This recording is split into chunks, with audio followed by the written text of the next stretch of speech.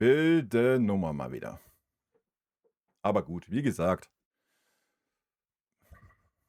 Spielerbewertung, da brauchen wir nicht drüber reden. Das ist dasselbe Thema, was wir schon hundertmal hatten. Ich werde da noch mal 2 Sätze zu sagen. Dasselbe Thema, wie manche Leute Weltklasse definieren, wie ich Weltklasse definiere. Ich erwarte von Kimmich mehr, wie ich erste Halbzeit gesehen habe. Und ich glaube, ich habe Kimmich sogar mit einer Note 2, 2,5 bewertet. Ich habe die erste Halbzeit so schlecht geredet, wie sie war von ihm. Ja, habe gesagt, das war eine ordentliche zweite Halbzeit.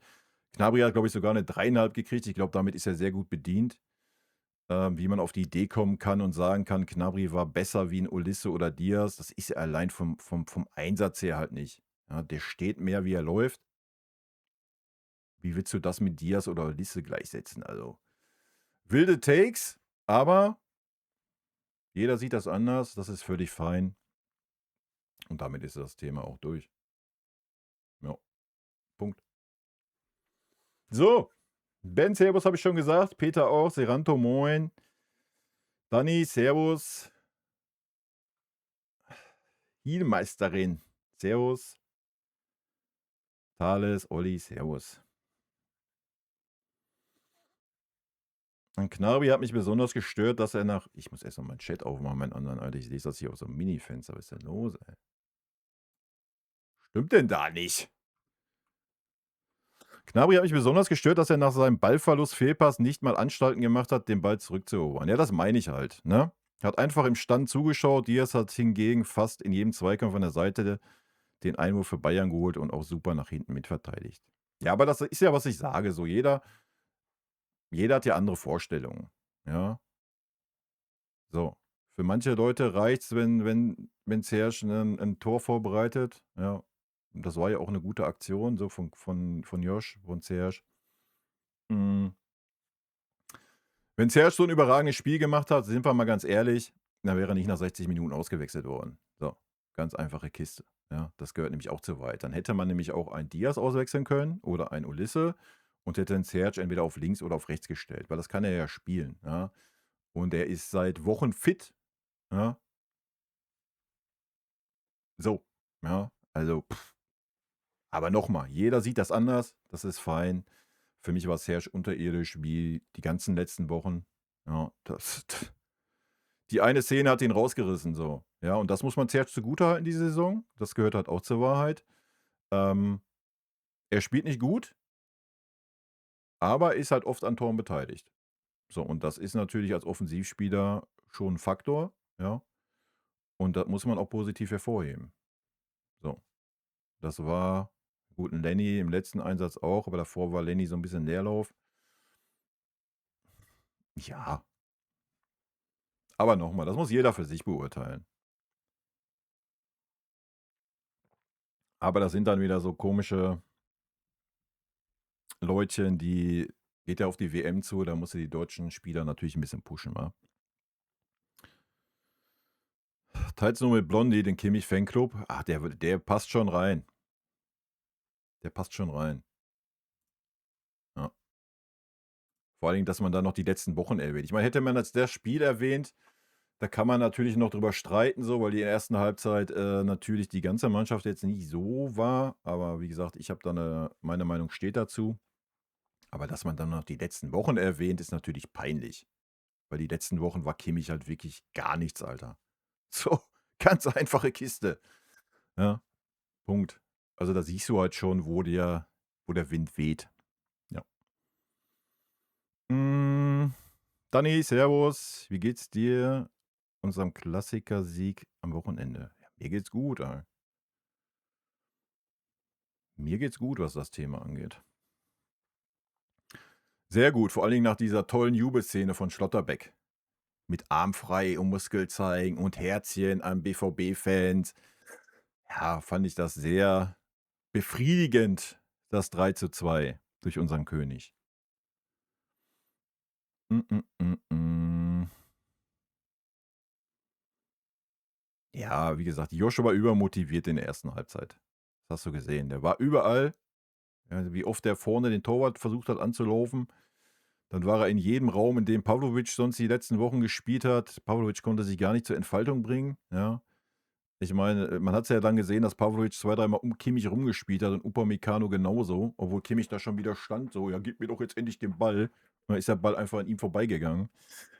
Ich denke, das hat alles gesagt in der ersten Halbzeit. Aber wie du sagst, vielleicht sind das auch Leute, die wirklich nur Webradio hören oder sowas, die Spiele gar nicht sehen. Ja, oder die das einfach anders gewichten. Das ist ja auch okay, ne? Muss ja nicht immer einer Meinung sein, wäre ja langweilig.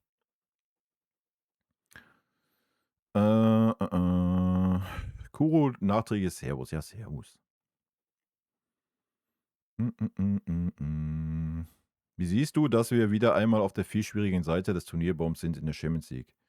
Und falls wir Bergamo ausschalten, nur noch Schwergewichte bekommen wie City und Co., wäre es dir lieber, dass wir auf der deutlich einfacheren Seite wären, wo Arsenal jetzt ist? Nö, ich finde das genau gut, wie es ist.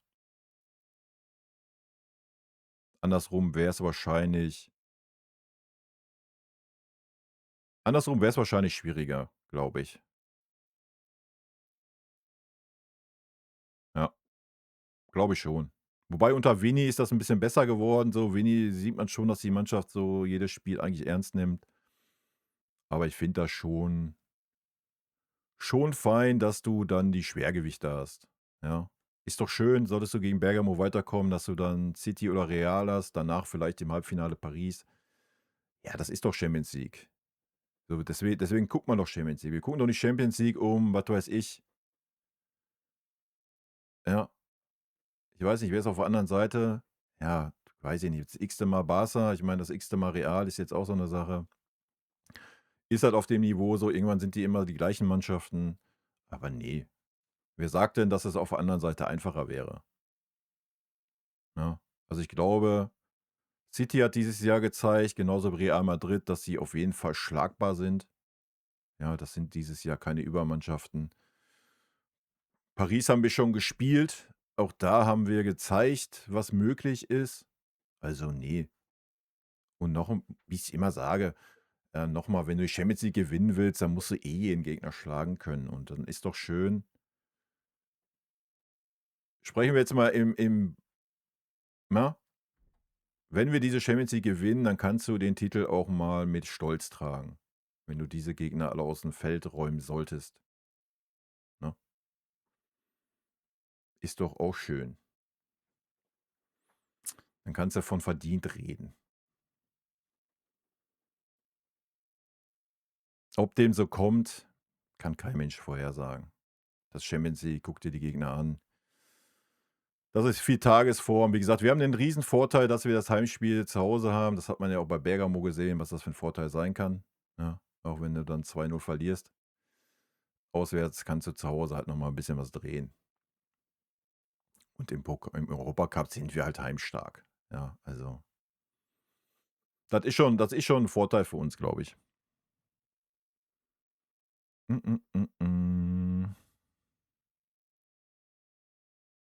Ja, das ist mir aber relativ Wurst, was Nagelsmann plant und ob er mit Goretzka plant.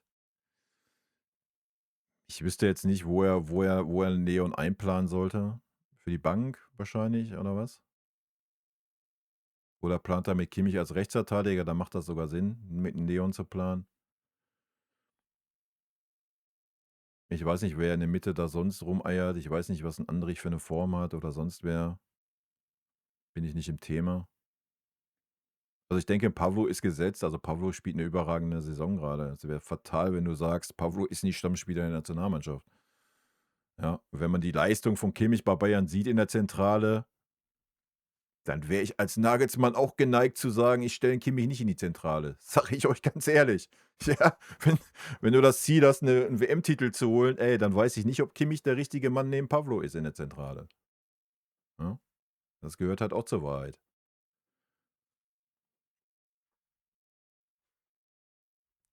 Und dass 'n Goretzka, wenn er die Rolle annimmt, defensiv 'n bisschen besser ist, wie's 'n Josh ist, denke ich, brauchen wir auch nicht drum herum reden, oder?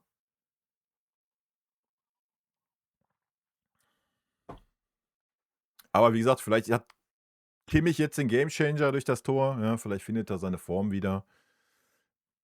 Wenn Kimmich die Form hat, wie er sie letzte Saison hatte, wie das Zusammenspiel mit Pavlo so ist, wie es auf hohem Level bei uns war, Dann kannst du auf die Zentrale nicht verzichten in der Nationalmannschaft. Wäre sehr dumm, ja. Aber wie gesagt, ich bin nicht drin im Thema Nationalmannschaft. Ich weiß nicht, was Nagelsmann sich da denkt oder welche Spieler er da mitnimmt oder wie die Spieler performen oder was weiß ich, das weiß ich alles nicht. Das ist mir auch wurscht. Also, ich gucke die WM nicht als Deutschland-Fan. Ich gucke die WM als Fußballfan. Darauf wird's hinauslaufen. Mm, mm, mm, mm. Ja, wie gesagt, also, auch wenn du vom Namen her einen unattraktiveren Gegner hättest in der Champions League, ich glaube, du kannst in der Champions League wirklich behaupten, dass es einfach keine leichten Spiele in den K.O.-Phasen gibt. So, wenn du da bist als Mannschaft, dann hast du's verdient, ja? Ganz einfache Kiste. Und wenn wir dann über den norwegischen Vertreter reden, ich meine, der hat zweimal Inter Mailand geschlagen. Also, stehen die nicht umsonst da, wo sie stehen, ja? Und mal gucken, wie weit die Reise geht. Und das ist auch immer noch schön zu sehen, dass sowas auch immer noch in der Champions League möglich ist, ne? Hm, hm, hm.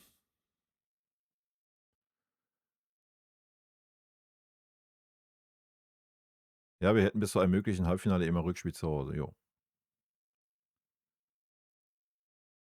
Ja, selbst du kannst ja selbst 'ne deutliche Niederlage noch ausbügeln. Also, du kannst ja 'ne deutliche Niederlage eher zu Hause ausbügeln wie dann auswärts. Das ist ja der Punkt. Klar, gegen 'ne Topmannschaft 'ne deutliche Niederlage auszubügeln, ist immer schwer. Jetzt ist die Frage, was heißt 'ne deutliche Niederlage? Ja, ich sage mal, 'n 3:0 ist für mich 'ne deutliche Niederlage. Aber ich denke, wenn man unsere Qualität anschaut, sind wir auch in der Lage, gegen jede Mannschaft auf der Welt zu Hause 3:0 zu spielen. So, und dann wär's in der Verlängerung. Also, davon rede ich, ja. Wenn du zu Hause 3:0 verlierst und musst dann auswärts nach Real Madrid, nach Paris, nach City, äh, ja, so, dann sind die Chancen klein, dass du da 'n 3:0 holst, ne? Ähm, Das ist schon 'n Riesenvorteil, wenn wir ehrlich sind, ja, würde ich behaupten. Aber das werden wir am Ende dann sehen, ob's wirklich 'n Vorteil ist. Aufm Papier ist es das auf jeden Fall. Friesmama, moin. Wir holen das Triple die Saison, aha. Ah, da bin ich ganz weit noch weg von.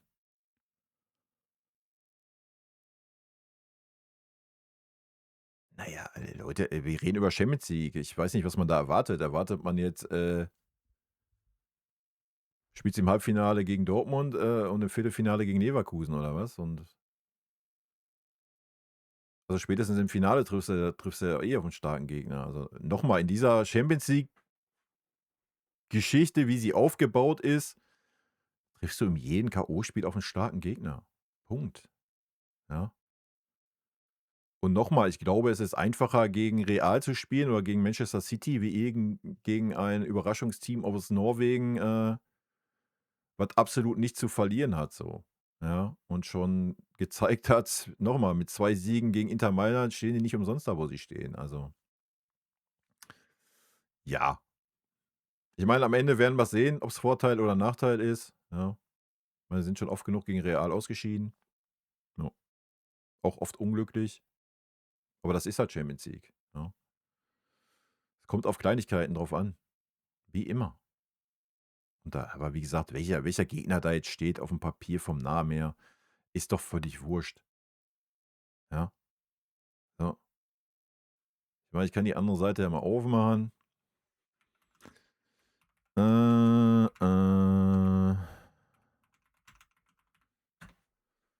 Aber da laufen ja auch keine Blinden rum, oder?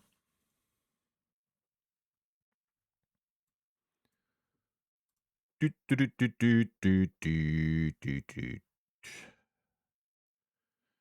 Newcastle mit 'nem unterirdischen Woldemade gegen Barca. Das ist 'ne, ja, dann hast du Atletico gegen Tottenham. Weiß ich jetzt auch nicht.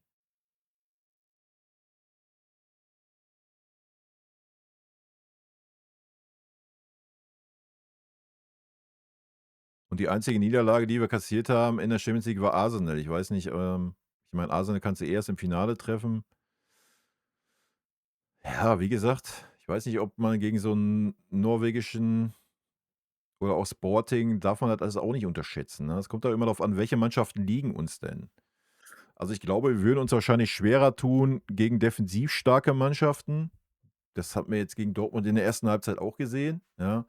Und da würde ich doch schon behaupten, dass Atletico, ich weiß nicht, wie die Norweger spielen, Sporting, dass die schon eher so in diese Richtung gehen, als wie Real Madrid, Manchester City oder Paris. Ja, das sind keine Mannschaften, die sich hinten reinstellen, Alter. Das wissen wir alle, oder? Also, ich denke, wir tun uns gegen solche Gegner einfacher, wenn wir Raum haben zum Spielen. Das hat man die zweite Halbzeit gegen Dortmund auch sehr gut gesehen, ja. Und klar, der Gegner hat eine brutale Qualität in der Offensive bei den 3 Mannschaften, wir aber genauso, ja. Und wie man beim Spiel in Paris gesehen hat, können wir auch verteidigen, wenn wir wollen. So. Von daher denke ich, ist das wahrscheinlich sogar eher 'n Vorteil, dass du gegen solche Mannschaften spielst, wo du selber Platz bekommst. Ja, ist mein Take.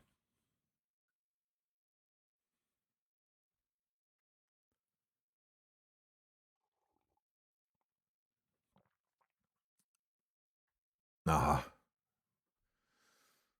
würde ich jetzt mal gegenhalten. Kannst ja gerne mal die Statistiken, prüfen gehen. Ich glaube, die letzten Jahre haben wir es oft zu Hause in der Champions League verkackt, nicht mal auswärts. Also, glaube ich eigentlich nicht.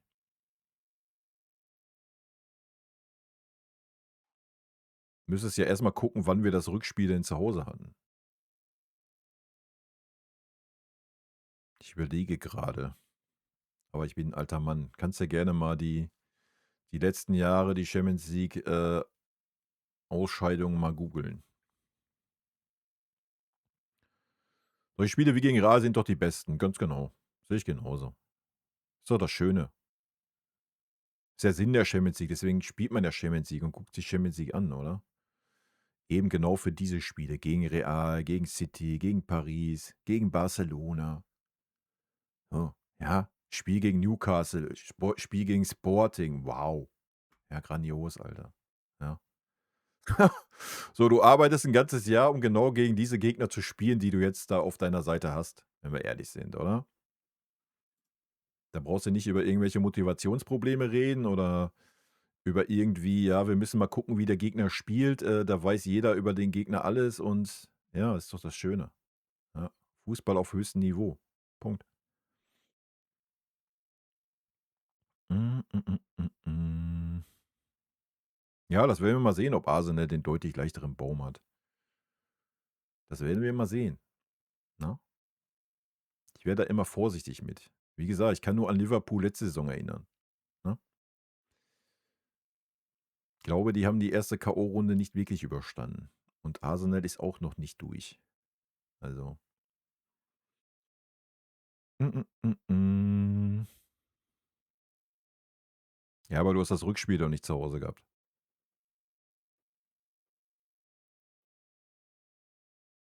Das ist doch der Punkt.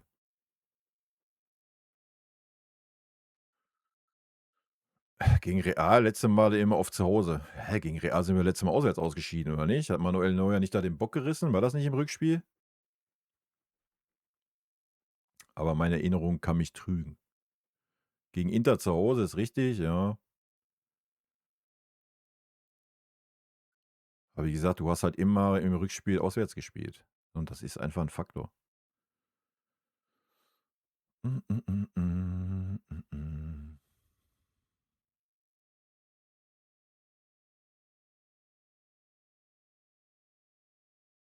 Ja, Baustellen haben wir halt als auf der linken Verteidigerposi und auf der Zehnerposi.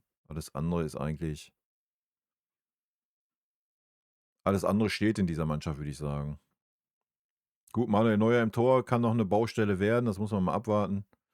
Bin ich sehr gespannt. Ist halt zu hoffen, dass da alles gut bleibt und er die Leistung wieder bringt, wie er sie zuletzt hatte. Ähm, ja, unsere Zentrale ist die Baustelle mit Josh. Da brauchen wir uns nichts vormachen. Da ändert auch jetzt nichts mal eine gute Halbzeit gegen Dortmund.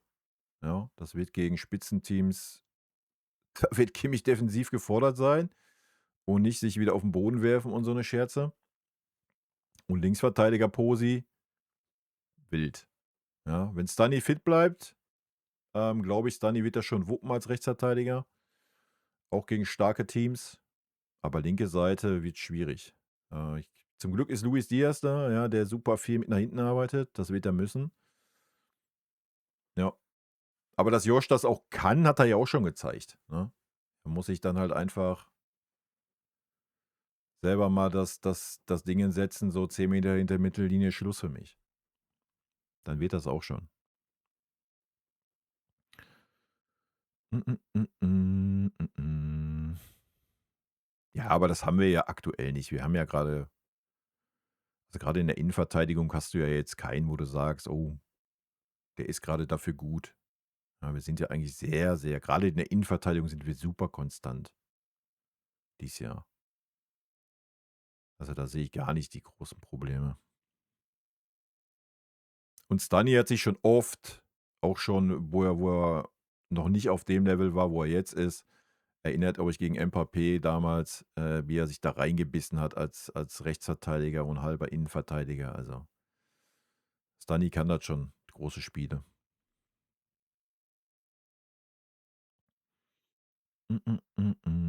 Ja, aber das ist ja normal bei Josh. So, das ist ja kein neues Thema, ja. Aber klar, ich kann Josh schon verstehen in Dortmund jetzt. Also, 'n Josh ist ja nicht doof. Der weiß selber, dass er die letzten Wochen nicht gut war. So, das wird irgendwelche Gründe haben, die wir nicht kennen. Das ist auch alles fein so, sind alles Menschen. Wir wissen alle, zu was er neigt. Super übermotiviert zu sein, ja. Josh muss einfach, oder er weiß das, er wird das auch wissen, dass er am stärksten ist, wenn er Pavlovic auch den Raum lässt. Das hat man ja die letzten Wochen gesehen, dass er das weiß, ja. Das hat aber natürlich dann haben ja schon die Experten angefangen und die Statistiken wurden gewälzt und Kimmich so schlecht und bla und Sülz. Dass er dann natürlich ausgerechnet dann gegen Dortmund da den ganzen Kritikern, zeigen will, dass die alle dummes Zeug labern, ist ja normal, ja, so. Deswegen war er halt ein bisschen überall, gerade in der ersten Halbzeit, ja.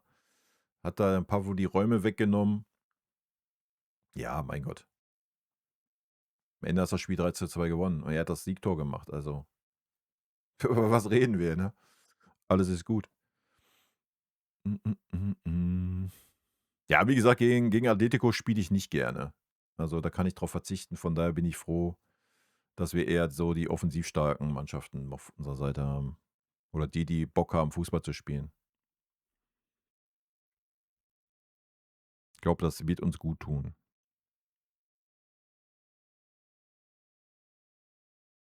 Ja, aber das ist ja der Vorteil, wovon ich rede. Selbst wenn du mal jetzt schlechte Tagesform hast, so, erstmal sollte ja nicht die ganze Mannschaft eine schlechte Tagesform haben, hoffe ich. Und ich denke, unsere Offensive kann immer mal irgendwie was rausreißen, auch wenn der Rest der Mannschaft vielleicht keine gute Tagesform hat. Und dann, ja, dann verlierst du vielleicht mal auswärts 2:1, 3:1, whatever. Ja, aber dann kannst du im Rückspiel zu Hause halt noch mal ran, ne? So, ich glaube schon, dass das ein guter Faktor ist oder ein großer Faktor sein kann. Wobei ich sehe jetzt nicht so die starken Schwankungen dieses Jahr, wie wir sie, die letzten Jahre hatten, ja? Da haben wir ja echt starke Schwankungen gehabt, so dass man sagt: „Oh, man weiß nie, wie der FC Bayern auftritt." Ja, diese Saison hatten wir mal die eine oder andere schwache Halbzeit, das ist richtig. Aber ich glaube nicht, dass wir das gegen einen dieser Gegner haben werden.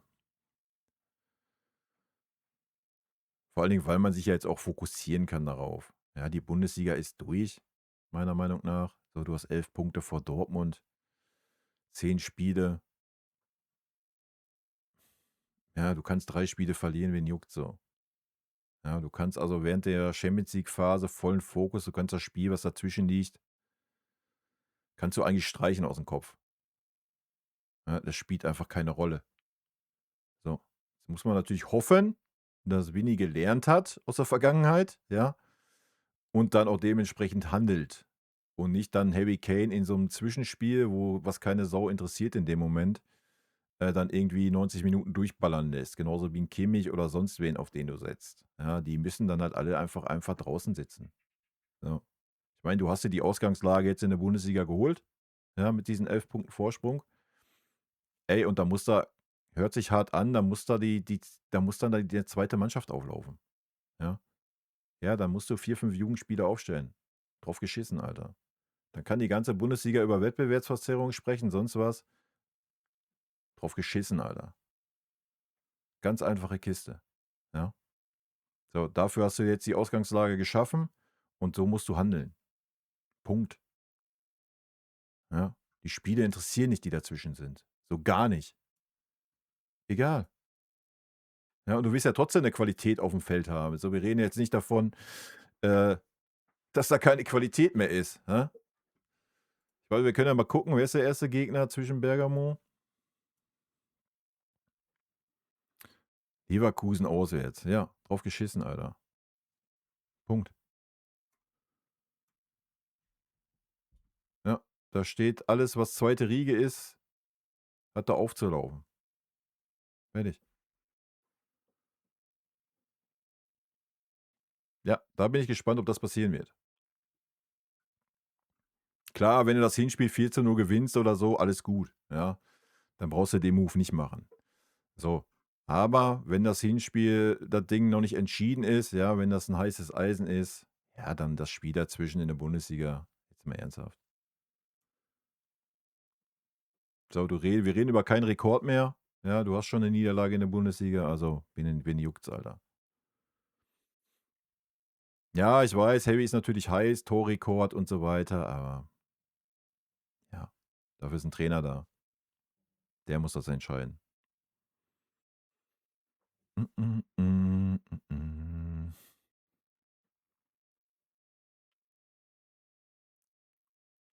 Na ja, ich glaube, unsere Gegner haben auch schon starke Offensiven.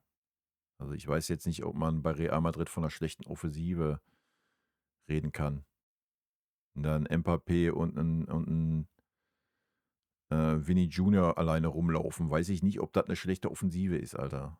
Und wenn man Musiala sich anschaut, hat Musiala noch lange keine Champions-League-Form. Deswegen sagte ich ja vorhin, also die Zehnerposition ist auf jeden Fall 'n Faktor bei uns. Und Musiala wird diese Form auch sehr wahrscheinlich in dieser Saison nicht mehr finden. Wenn man sich anguckt, wie langsam was normal ist nach so 'ner Verletzung. Vielleicht täusche ich mich, ja, vielleicht kriegt er auf einmal den Schalter, wird umgelegt, ich weiß es nicht. Aber bisher ja, der Einsatz war gut gegen Dortmund, ja, er war präsent, aber er hat ja noch keinerlei Einwirkung auf unser Spiel so richtig in der Offensive. Also, bin gespannt. Mm. Glück auf.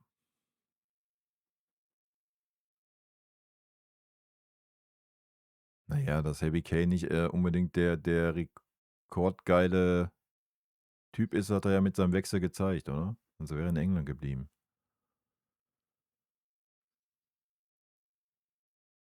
Ja, ich denke, ich meine, man weiß es nicht, ne? Aber ich glaube, wenn Musiala wird so 'n 30 Minuten-Spieler werden in der Champions League, glaube ich.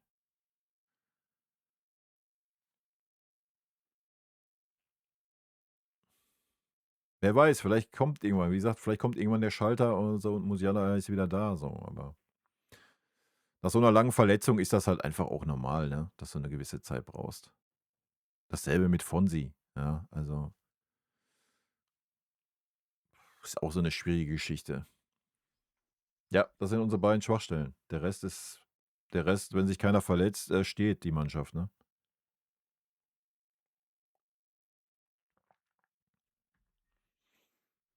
Mm.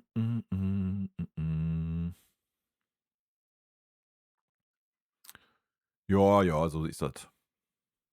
Aber ist doch schön, dass man da jetzt 'n bisschen den Fokus drauf haben kann.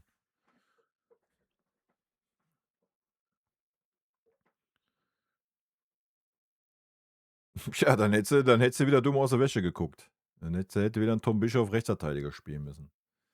Das wäre ja auch wieder 'ne wilde Nummer. Tja, ausfallen darf der nicht mehr viel, ne? Das ist halt grad wieder wild, ne? Das ist wieder wild, ey. Aber wer weiß, vielleicht überrascht uns, Kompanie auch in im Champions League in irgend Spiel und wir sehen mal 'ne Dreierkette. Ich glaube es nicht, aber wer weiß.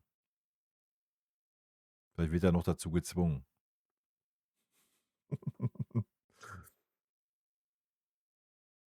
Ja, wie gesagt, meine Meinung habe ich im Video gesagt. Für mich war das 'ne rote Karte. Da brauchen wir nicht drüber reden. Und ich habe es ja grade gesagt so in dem Kommentarvideo, hätte der Schiedsrichter 'ne Wiederholung gesehen, hätte er ihm ja auch die rote Karte gegeben. Ja, weil in der Wiederholung siehst du ja erst mal, wie wild das Ding wirklich war.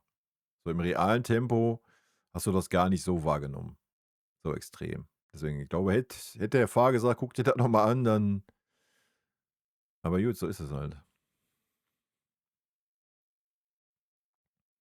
Ja, aber ist ja normal, wenn du auswärts spielst. Wäre doch bei uns nicht anders gewesen. Ja, Diaz seine rote Karte war weniger klar wie das Ding, ne? Ja.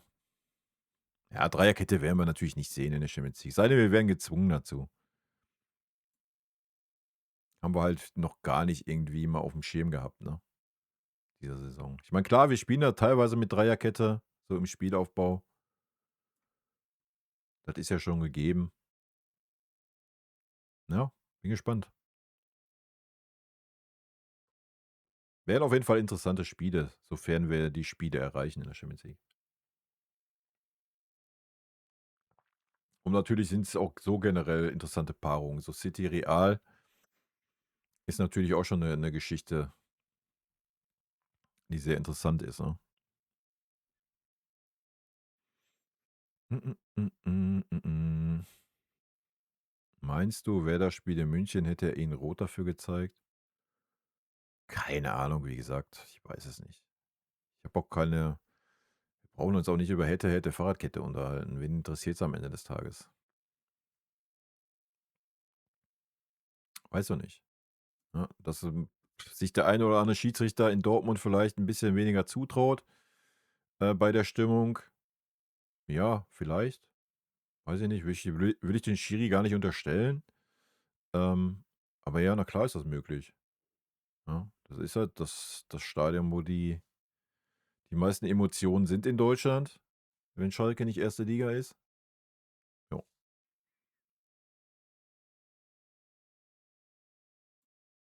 Ich meine, das hast du ja schon gesehen bei jedem Foul, was für Bayern gepfiffen wurde, das Stadion gebrannt hat. Ja. Und wie gesagt, es war ja nicht nur die Szene, der Schiri hätte den Schlotterbeck ja dreimal vom Feld stellen können mit 'ner weiteren gelben Karte. Also keine Ahnung, wild. War schon wild. Aber wie gesagt, da jetzt irgendwelche Verschwörungstheorien aufmachen. Hm, mm.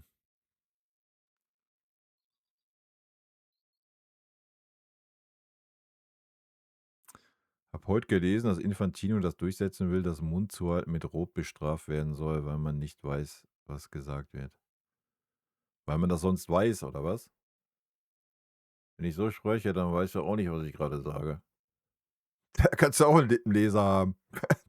Was ist das wieder für 'n dummer Take, aber der Mann ist eh hohl wie Brot, Alter. Junge, Junge.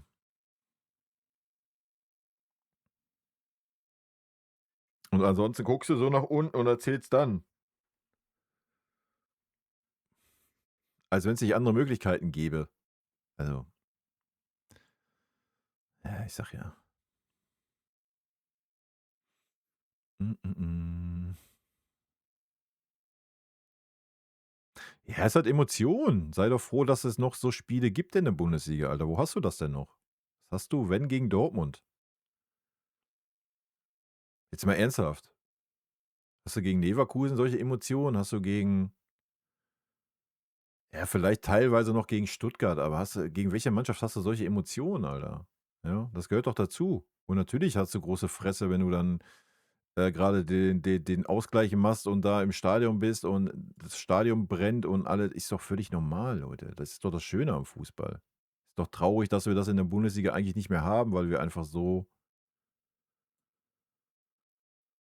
überdominant sind. Du hast das in keinem anderen Spiel in der Fußball-Bundesliga. So, du weißt, du bist der FC Bayern, Alter, und wenn der Gegner 2:0 führt, dann weißt du trotzdem jederzeit: „Ja, alles ist gut. Ja, wenn wir wollen, wollen wir." Das ist doch das Schöne an den Spielen. Und da gehört das halt einfach mit dazu. Völlig fein und völlig normal und völlig richtig so. Und dass für Dortmund um die Saison ging, war doch auch klar. So, für Dortmund ist die Saison durch. Ja, die haben 11 Punkte zu uns und die haben 11 Punkte, auf den nächsten Champions League, glaube ich, oder? Obwohl Leverkusen hat gewonnen, dann sind's 8 oder was, ne? So, die fahren eben, ob die jetzt 1., 2., 3., 4. werden, wen interessiert's? 1. ist ja weg, 2., 3., 4., bis zur Champions League und damit ja, so. Das ist alles, was Dortmund die Saison noch holen kann. Ja, das war deren letzte Chance und dass das natürlich dann da brennt und ist und macht und tut. Natürlich machen so Spieler wie Adeyemi oder Schlotterbeck Dortmund sehr unsympathisch, für mich persönlich. Aber das ist auch immer Ansichtssache, aber ich kann mit den Charakteren einfach nichts anfangen. Das spielt natürlich auch immer noch ein bisschen mit rein. Ja, aber so ist es halt. Aber ist doch schön, dass es solche Spiele noch gibt in der Bundesliga. Hast du ja sonst nicht mehr. Mhm, mhm.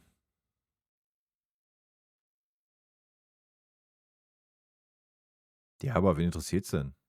Was der jetzt 2., 3. oder 4. wird, was soll das ändern? Das ändert doch nichts. Du spielst in der Champions League und Punkt. Ja, also, es spielt ja keine Rolle, ob du in deiner Liga Erster oder Vierter wirst für die Champions League-Setzung. So, das spielt ja nur die Rolle, was du in den letzten 4 Jahren im Europacup erreicht hast. So, du musst einfach nur reinkommen. Die Platzierung spielt keinerlei Rolle, ne? Ja, Adeyemi ist also, wie gesagt, auf Sportliche bezogen, nicht als Mensch, kann ich nicht beurteilen. Auf Sportliche bezogen ist er maximal unsympathisch. Maximal. Ja, das ist wie Neymar und Vinny Junior. Das sind maximal unsympathische Spieler sportlich. Die machen aus jeder Kleinigkeit, 'ne Szene als was weiß ich was, ja? Die nehmen jede Schwalbensituation mit, die nur geht.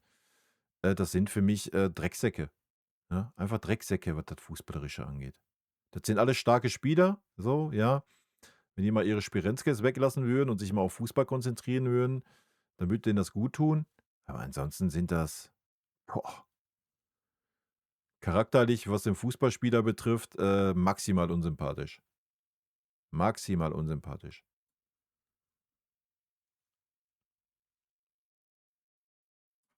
Hm, mm.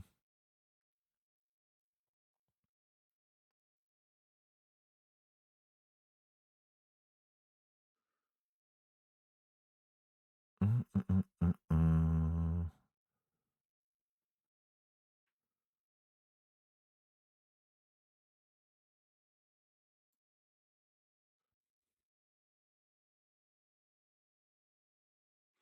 Na ja, wie gesagt, ich will jetzt nicht in die Dortmund-Thematik reingehen. Ich habe schon öfter was zu gesagt. Ich glaube, Dortmund hat so immer das Problem, dass sie ihre Ziele einfach nicht formulieren und die Spieler und die Mannschaft, den Trainer auch mal den Druck auferlegen. Klar hast du das Problem, dass du in der Bundesliga auf einen super starken FC Bayern triffst, aber du spielst halt auch Champions League, hast gewisse Ansprüche, da kannst du ja auch nicht sagen: „Ey, nee, ich spiele besser nicht gegen Manchester City." So, Dortmund muss einfach mal, die haben halt nicht diese Mentalität, wie wir sie haben. So, beim FC Bayern ist die Mentalität vor der Saison setzt man sich dahin, dann kommt die Frage: „Ja, was wollen Sie dieses Jahr erreichen?" Ja, natürlich wie jedes Jahr wollen wir das Triple gewinnen. So, ob das realistisch ist oder nicht, wen interessiert's, ja? Aber du hast bei Bayern halt immer diesen Anspruch und der wird klar formuliert.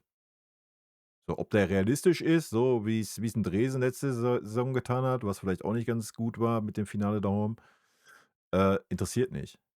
Das ist der Anspruch und der wird klar geäußert und danach wird gehandelt, danach wird beurteilt und das fehlt Dortmund. Das höre ich da nicht. Ja. Und dann ist das Geschrei groß, wenn sich mal 'n Spieler da hinstellt, der das da mal äußert, weil das so ungewöhnlich ist und der noch nicht mal so Rückendeckung hat, ja? Der ganze Verein, das ist dasselbe wie Leverkusen immer. Der ganze Verein muss sich da hinstellen, muss sagen: „Wir wollen nächstes Jahr Deutscher Meister werden. Dafür werden wir alles tun, dafür werden wir den Kader verstärken, bla bla bla bla." Ja, so das braucht Dortmund und das muss Dortmund ausstrahlen.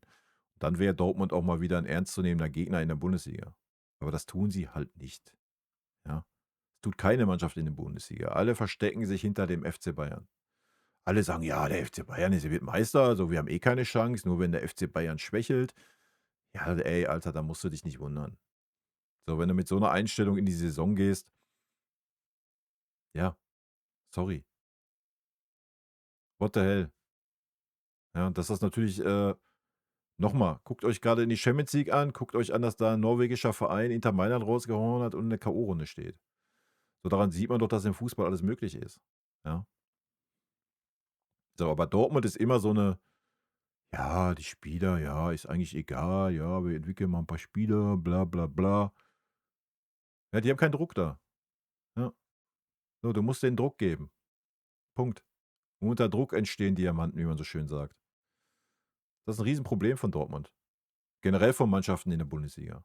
Ja, alle nehmen den FC Bayern als Ausrede. Alle. Vor der Saison, Umfragen, wer Deutscher Meister wird, immer Bayern, Bayern, Bayern. Und du hörst keine Mannschaft, die sagt: „Wir wollen Deutscher Meister werden." Ja, falls die Bayern schwächeln, dann sind wir da.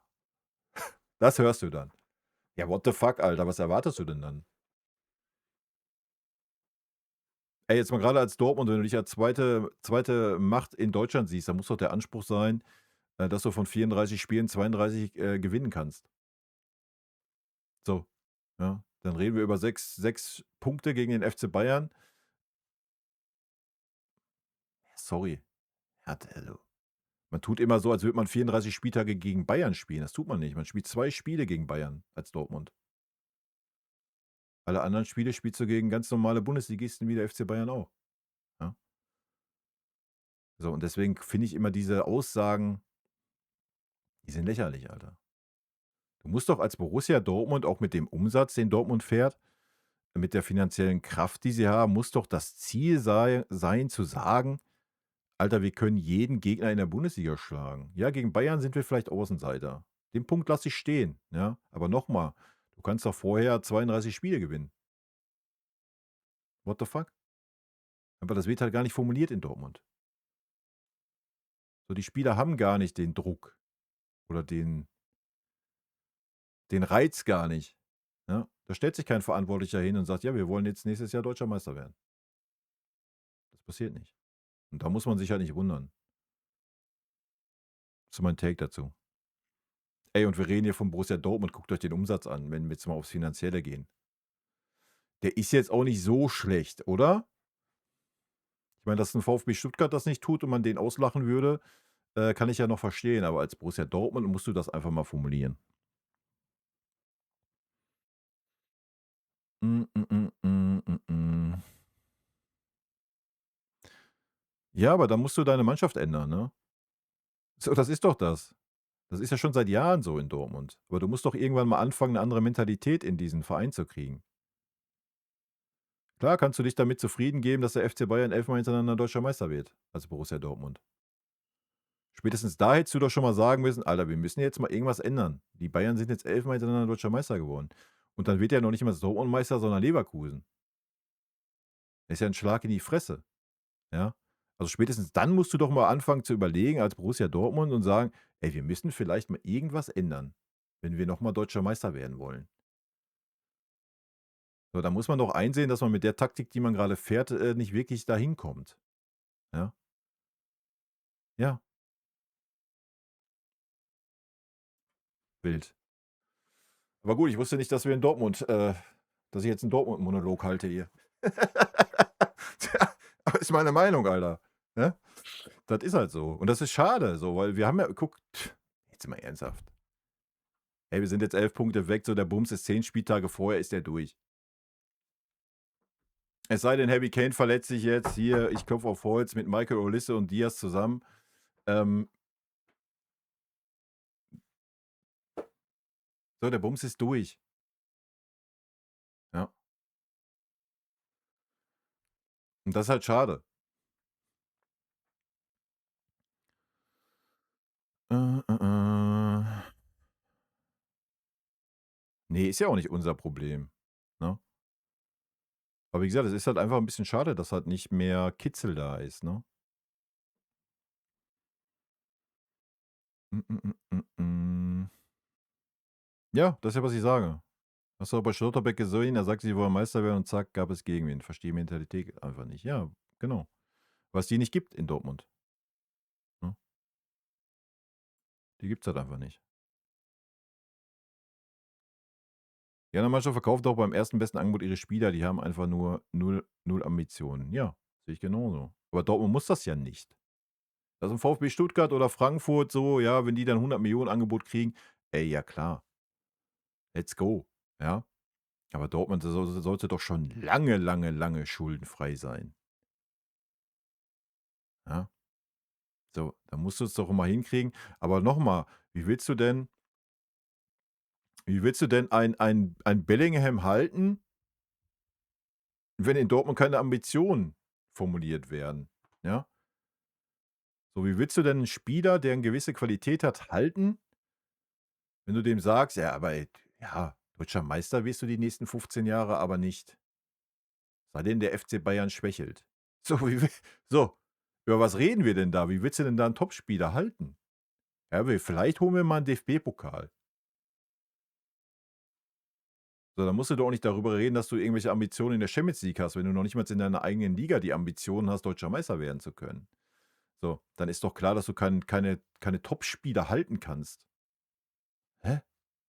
Ja, und das meine ich ja. Die müssen mal ihre grundlegenden Ambitionen ändern. Ja, dass Dortmund Spieler verbessern kann und, den Durchbruch verschaffen kann zum Weltstar, haben sie doch die letzten Jahre oft genug gezeigt, ja? So, aber da musst du halt mal diese Spieler halten und da musst du mal was aufbauen über 2, 3 Jahre. So, und das passiert halt nicht. Ja. Deswegen werden auch keine Ziele formuliert. Ja, dann werden sie in der nächsten Runde gegen uns rausgeflogen. So, machen wir über was reden wir denn jetzt? Ja, das ist doch, was ich grade sage.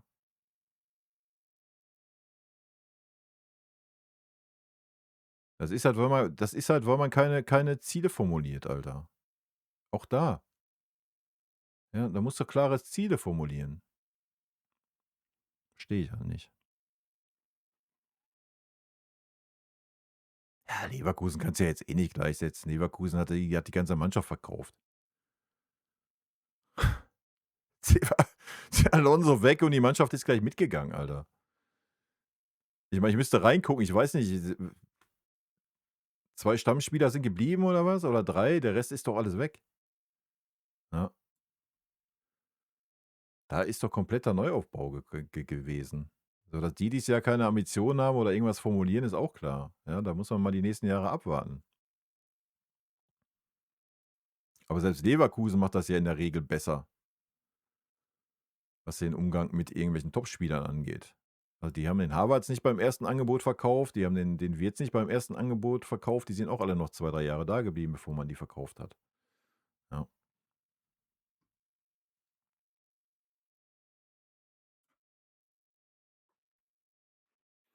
Ja, und Xhaka, ja, weiß ich auch nicht. Neuer Trainer, andere Vorstellungen, alles ist gut, denke ich. Ja, aber so ist das. Aber ja, wie gesagt, nicht unser Probleme, logisch. Aber weil sich immer alle da hinstellen und, einen erzählen, die Bundesliga, ja, ist so langweilig, so unattraktiv. Ja, aber da sind die Vereine halt zum großen Teil selber schuld. Ja, muss man mal ganz klar sagen. Und das ist ja schön, dass Hoffenheim das gerade auch noch mal zeigt, ja? Nicht nur irgend so 'n norwegischer Club in der Champions League, sondern Hoffenheim, man kann ja über Hoffenheim halten, was man will so, ja, gar keine Frage. Ja, aber ich glaube, die haben kleineres Budget als die Vereine, die um sie drumherum stehen, oder?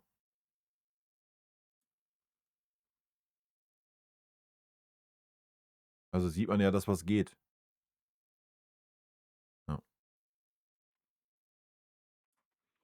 Aber das sieht man ja eigentlich jedes Jahr. Ist ja jedes Jahr eigentlich eine so eine Mannschaft, die als Mannschaft agiert.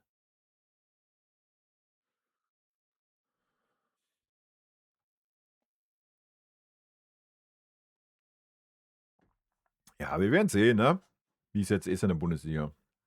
Also, ich denke, die Mannschaft wird noch heiß sein. Torrekord, 101 Tore, definitiv. Ich denke, für Harry Kane wird die Mannschaft auch noch heiß sein. Wichtig ist, dass man in den K.O.-Runden der Champions League dann ein bisschen runterfährt, da ordentlich durchwechselt. Ich denke mal, das wird man tun. Und dann werden wir das Ding nach Hause schaukeln.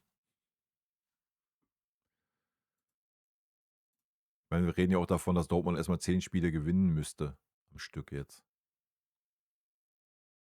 Das kommt ja auch noch dazu. Das wird ja auch nicht passieren. Also, von daher ist das so, wie es ist. So uns auf den Abstiegskampf wenn ihr Spannung haben wollt, Abstiegskampf. Da ist noch was drin, abgesehen von Heidenheim. Hoffen wir, dass wir den Gladbachern am Wochenende irgendwie 6, 7 einschenken. Würde ich sehr begrüßen. Gerne kann Harry Kane 5 Stück machen.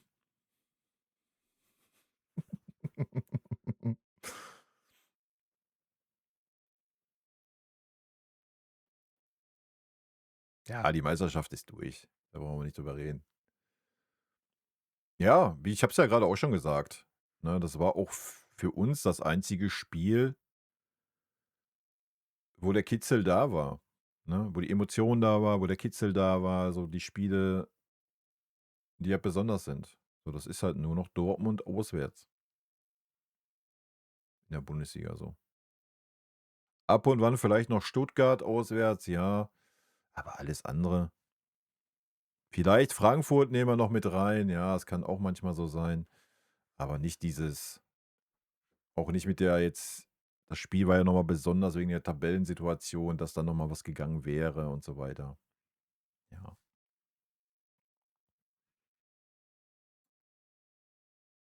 Hm, hm, hm, hm. Ja, im Normalfall ist die Meisterschaft durch, ja. Also, da müsste schon viel passieren, damit da noch mal irgendwie aber dafür müsstet ihr auch erst mal 10 Spiele am Stück gewinnen, das wird auch nicht passieren. Bin gespannt, wie der Kovac da die Kurve kriegt jetzt.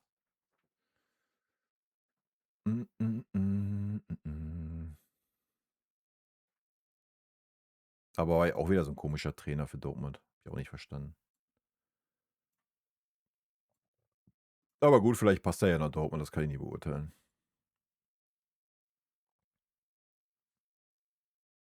Ja, Leute, wenn ihr keine Themen habt, ey, wird das heute 'n kurzer Stream hier, ne?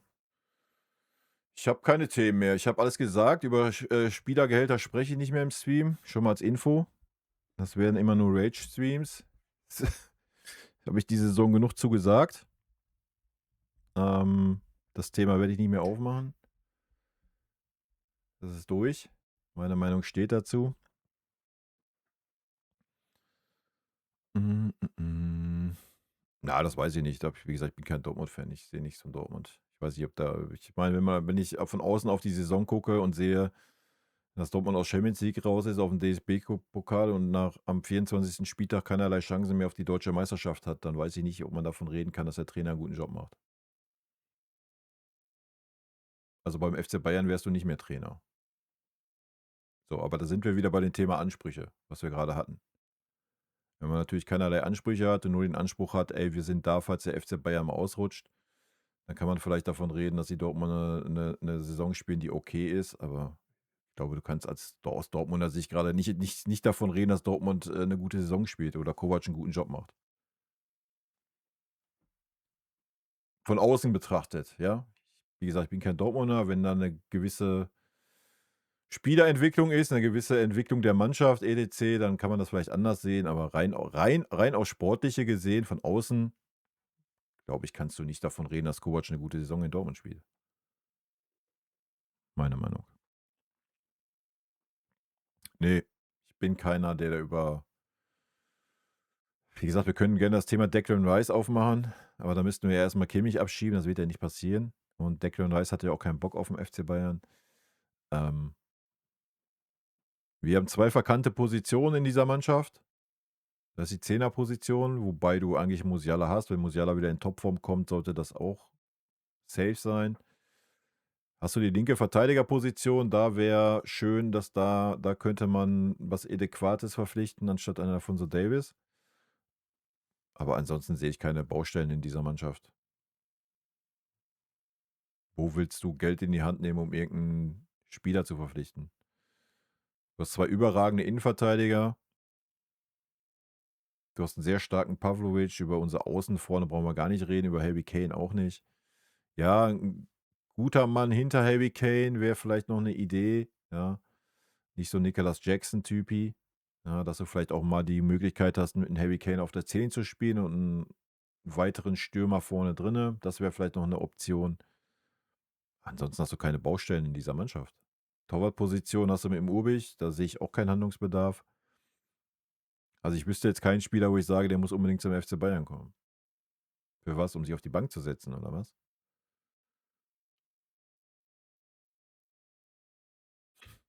Ja, 'n zentralen Mittelfeldmann, aber noch mal, das wird nicht passieren, solange Kimmich bei uns ist, also macht das auch keinen Sinn. Ja. Gute Nacht. Was ist denn da los? Hm. Na ja, verkaufen müsste Leipzig gar nichts. Sie können sich einfach 'n bisschen was von Red Bull organisieren. Ähm, ja, David Raum wäre mit Sicherheit 'ne Möglichkeit, kostengünstig was zu organisieren, der auch keine 15 oder 20 Millionen Jahresgehalt haben will. Gehe ich mit. Hm, aber wie gesagt, ich sehe jetzt nicht so die Posis. Wo willst du grade was verbessern? Wo willst du was ändern so, ne? Schwierig. Ich mag ihn auch als Spieler, ja. Wie gesagt.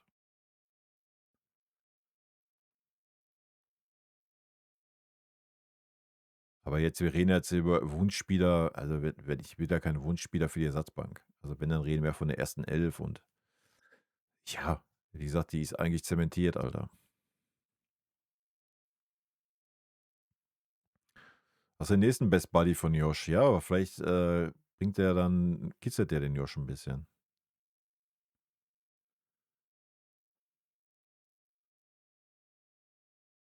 Andrich. Junge, Junge. Der Andrich ist dasselbe wie Woldemar. Der hat eine gute Saison in Leverkusen gespielt und das war's. Der Woldemar, der spielt ja grad auch 'ne starke Saison in Newcastle. Keine Torbeteiligung in den letzten 12 Spielen oder so, ja, aber Hauptsache 75 Millionen Ablöse. Maschine. Wild. Aber da sieht man die Entwicklung im Fußball, ne? Eine gute Halbserie gespielt, 75 Millionen ab nach England. Zack, läuft. Ja, vielleicht kommt ja im Sommer 'n Angebot für 100 Millionen für Lennart Kahl, dann let's go. Hovi.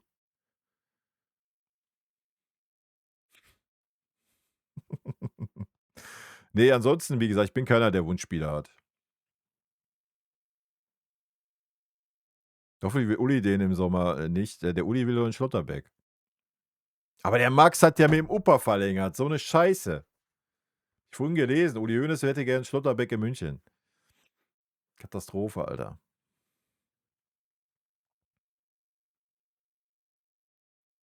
Erst recht nach seiner Herzensgeste Richtung Dortmund-Kurve.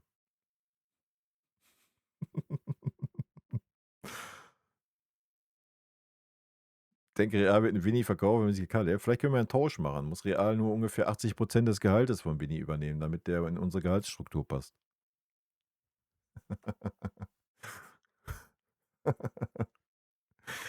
Ah, ja, wild, ne?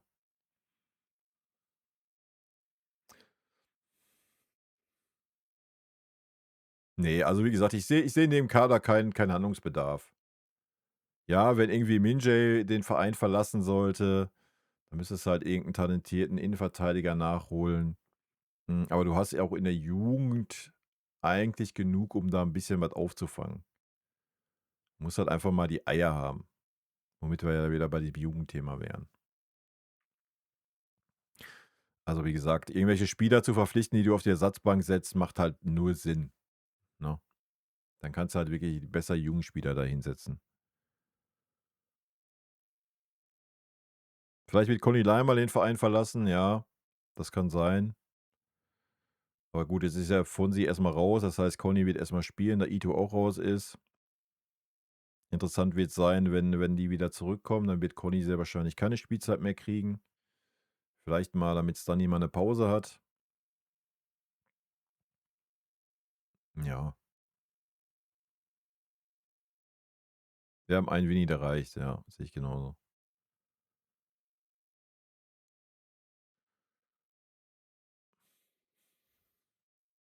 Ja, ist halt so. Hätte er leider wissen müssen, solange Josh da ist, gibt es nur einen Platz im zentralen Mittelfeld. Ist halt leider so. Ja, natürlich ist hinten links eine Baustelle, ja. Du hast natürlich 'n Ito, so, der müsste aber dann halt mal das Vertrauen kriegen, ne? Aber wenn du gesehen hast, Alphonso Davies kommt gerade wieder laufen, dann wurde der schon wieder aufgestellt. Da siehst du halt, wo die Prioritäten liegen von Kompanie. So. Deswegen wird da auch du kannst ja auch keinen Spieler für hinten links verpflichten. Du hast 'n Spieler mit Alphonso Davies, der Vertrag verlängert wurde für 5 Jahre, der verdient wie 'n Weltklasse-Spieler. So, willst du da jetzt 'n anderen Spieler verpflichten und sagen: „Ja, Fonsi, setz dich mal gegen den durch?“ Wild. Wird nicht passieren. Du wirst auf Fonzie Davies setzen und gut. Das ist halt so. Damit müssen wir uns arrangieren. Aber vielleicht macht Fonzie ja die nächsten Stepper. Wir werden's sehen. Daumen drücken ist angesagt. Aber auch der wird uns sehr wahrscheinlich auch erst nächste Saison wenn weiterhelfen. Also, ich weiß nicht, warum man das alles da so bei Fonzie jetzt über den Dingens gebrochen hat. Habe ich nicht ganz verstanden. Den hättest du halt vielleicht auch noch mal 'n bisschen langsamer integrieren sollen.